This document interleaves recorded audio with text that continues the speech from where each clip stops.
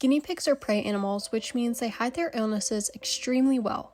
Learning to spot every warning sign is key for a speedy recovery and overall to keeping them healthy. When your guinea pig is sick, every second counts.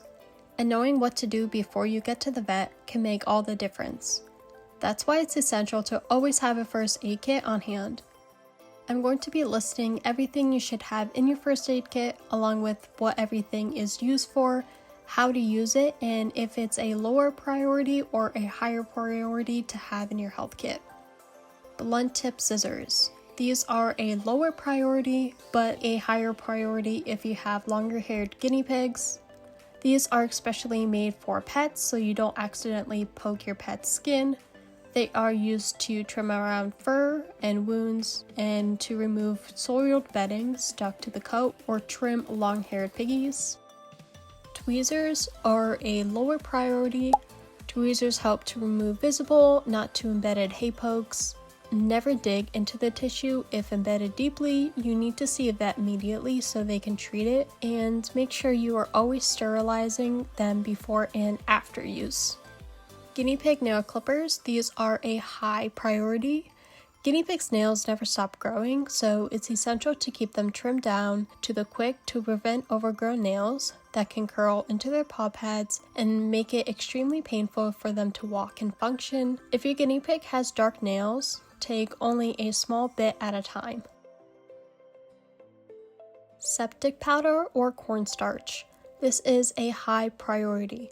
Septic powder, or often called quick stop, helps us stop bleeding if you cut too short to the nail during nail trims. Dip the bleeding nail into the powder or gently press a pinch on the nail.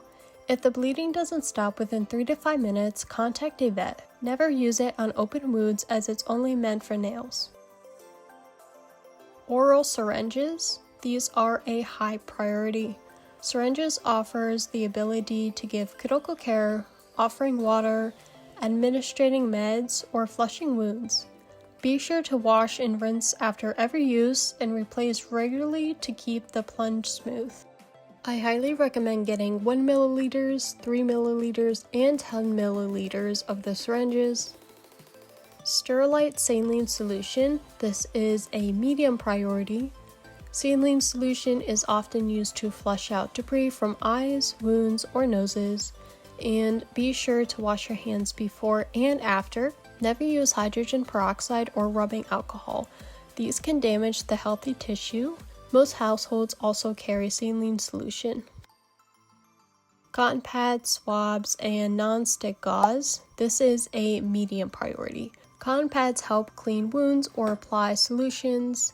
Swabs help by applying ointments with precaution, and gauze to protect wounds or to absorb fluid. Cotton swabs can also be used when doing a bore cleaning. Never leave cotton or gauze inside wounds. Monitor for chewing if applied externally. This is also something most households have. Vet wrap or self-adhesive bandage. This is a low priority. These help to secure gauze or protect injuries. Always wrap loosely, too tight can restrict circulation. Avoid if your pig will chew at it constantly, and wrap around the gauze, not directly on the skin, as well as most vets will offer to give this to you, as it's not a huge priority, but it's still something that can be used. A digital scale. Often most guinea pig owners do this in grams, and this is a high priority. Weight loss is the first sign of illness, and weighing your guinea pigs weekly is essential to keep a constant eye on their weight if it fluctuates. Be sure to log the weight in a notebook or app. A 30 to 50 gram loss in 24 hours should be assigned to go to the vet for extra precautions. A digital recall thermometer. This is a low priority. A digital thermometer is self-explanatory. A guinea pig's normal body temperature is between 99 and 100 degrees Fahrenheit, which is also 37 to 39.5 degrees Celsius. This should only be used if trained or directed by a vet. If your pig is lethargic or cold to the touch, heat support comes first before thermometer use. Notebook or care log. Having a notebook or binder makes it super easy to keep all vet records, weight logs, and other information.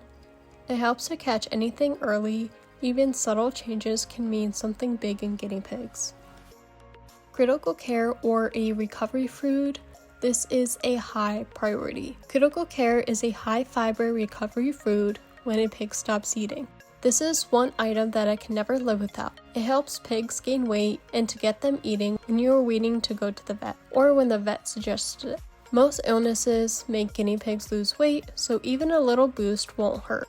And always read the directions on the back. Probiotics like Benebac. This is a high priority. Probiotics help restore gut flora when your pig is on antibiotics or experiencing soft stools. Depending on your vet, they will give you one or ask if you have one, and some vets won't even tell you to give a probiotic, but it's extremely important. Don't make the mistake I made. My sweet Willow went to the vet for an upper respiratory infection and got put on an antibiotic, but the vet never suggested or said to give her a probiotic. Now I should have known to give it to her, but the vets are the most experienced, so you should always trust them.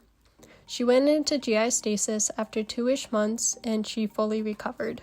Always give 1 click 2 hours after antibiotics. Pain relief. This is a medium priority.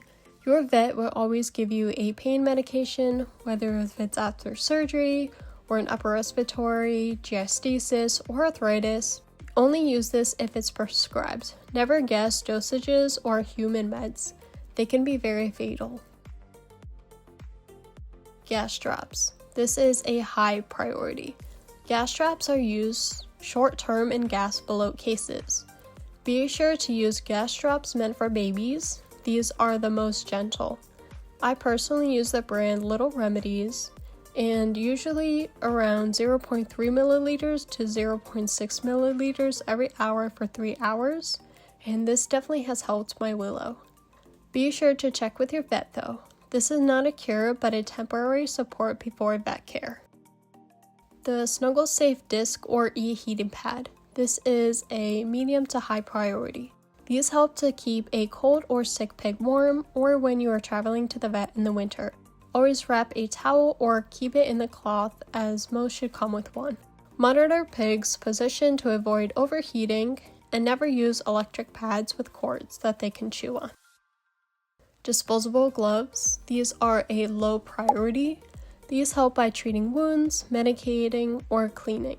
Also prevents contamination, as well as most households also have these. A travel carrier. This is a high priority.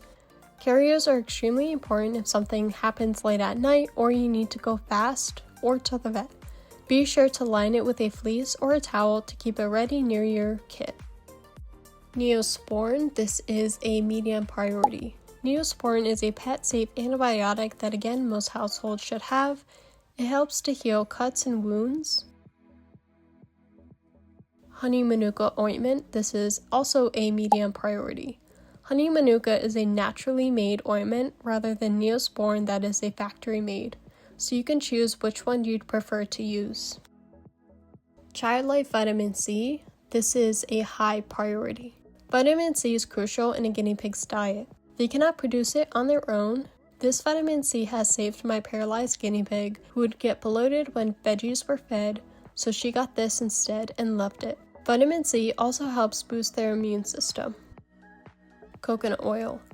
This is a medium priority. Coconut oil is a higher priority for those who have skinny pigs, as it keeps their skin from drying out. Coconut oil also helps with dry skin on their ears and their feet. Epsom salt. This is a medium priority. Epsom salt baths help to reduce inflammation. Many owners use this method to help when pigs have bumblefoot. And the last one is shampoo. This is a low priority. Guinea pigs don't need regular baths like dogs. They groom themselves like cats, but often with older pigs they might have mobility issues, so they get pee on themselves. Bum baths are much better than full baths. On average, you should only bathe them 1 to 2 times a year or if your vet recommends, more often for medical reasons. Bathing can also help with mites, lice, or fleas, but again, only if your vet suggests it. This kit is powerful, but it's not a replacement for your exotic vet. It's your bridge between recognizing a problem and getting professional help. Medical kits aren't as seen as such a necessity when first owning guinea pigs, however, it should be just as important as their cage and diet needs. If this video helped you feel more confident about caring for your guinea pigs in an emergency, please give it a thumbs up. Let's keep building a community of prepared and loving piggy parents. Let me know in the comments, did you already have a first aid kit? Or is there something you'd actually want to add?